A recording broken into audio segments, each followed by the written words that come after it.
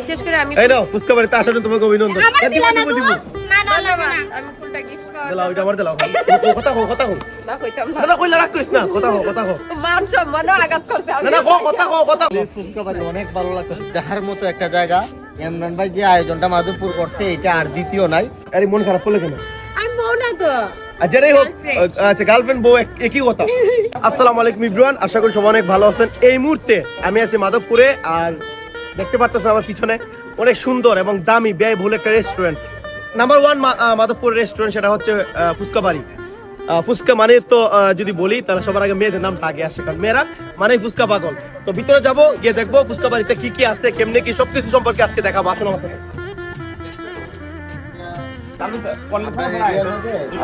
দেখুন তাদের ডেকোরেশন গুলা দেখেন, ডাইনে বামে সবগুলা দেখেন, অনেক সুন্দর। ফ্যামিলি নিয়ে আপনারা আসতে পারবেন, কাপড় নিয়েও আসতে পারবেন, আপনার বন্ধু বান্ধব